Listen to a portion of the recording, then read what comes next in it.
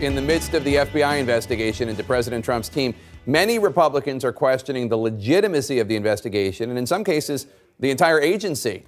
Their latest focus? Text messages between a top FBI agent removed from special counsel Robert Mueller's team and an FBI lawyer. Republicans say that in one exchange, the agent, Peter Strzok, refers to a secret society in the FBI. Republican Senator Ron Johnson, the chairman of the Senate Homeland Security Committee, told reporters today that an informant says he has more information on that. I have heard that there was a group of managers within the FBI that were holding meetings offsite. That's all I know. So, and then, again, all I said was when Strzok and Page described, as they described it, a secret society, that didn't surprise me because I had, I guess, corroborating information potentially, just potentially. Again, all I'm saying is there's a lot of smoke out there.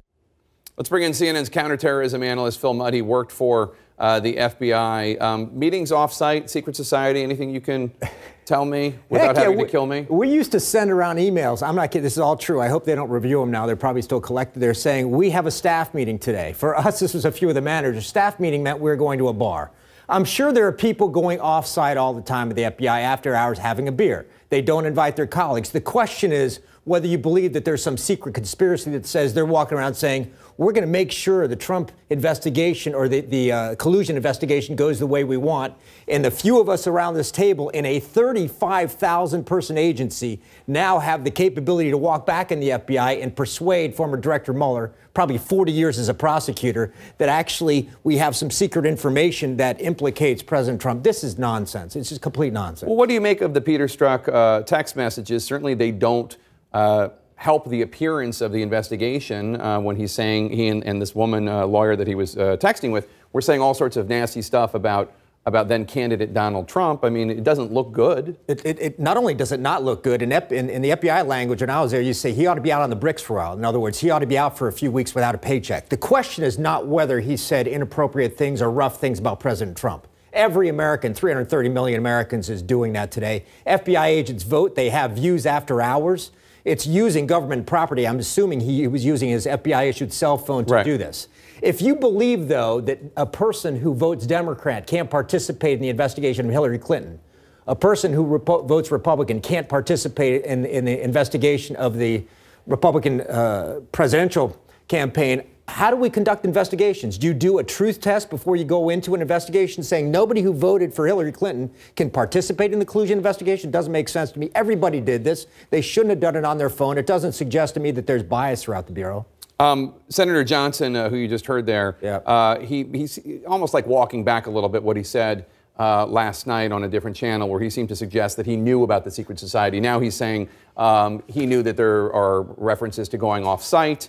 And that an informant said that there might be, more information about that. He seemed to be walking it back a little. What do you think about Senator Johnson saying this? And more broadly, there seem to be a lot of Republican office holders who are really impugning not just Peter Strzok and these individual text messages or those individual FBI officials, but the FBI in general. I'm saying that it's like the KGB. There's a coup going on. There seems to be a real effort by some Republican office holders and many in the conservative media to besmirch the FBI. I think this is an abuse of their power. They have a responsibility not only to speak to the American people, not only to pass legislation, but to educate the American people.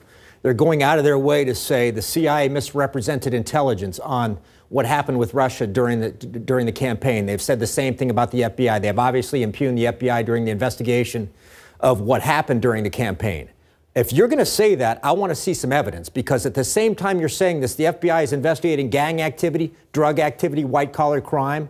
Are you telling the American people, hey, in a country that relies on the rule of law, even more important than what we see happening with the congressional investigation today, the rule of law. When we walk out on the street, you're Jake Tapper, I'm Philip Mudd, we're all treated equally under the law. You're telling me that law enforcement agency is treating people unequally because they have a political vendetta? If you're going to tell the American people that's what happens in third world dictatorships. That doesn't happen here. You better have a shred of evidence before you do that. What do you make of President Trump asking then acting FBI Director Andrew McCabe who he voted for? This comes, of course, on the heels of Comey alleging that President Trump asked him for his loyalty, and at a different time asked him to lay off Michael Flynn. Boy, this is a painful moment for a former practitioner. I guess you could suppose these guys came down from New York and they don't know how Washington operates. I mean, in some ways, that's the message of the Russia investigation. You can't let people in your office who are selling information from Russia.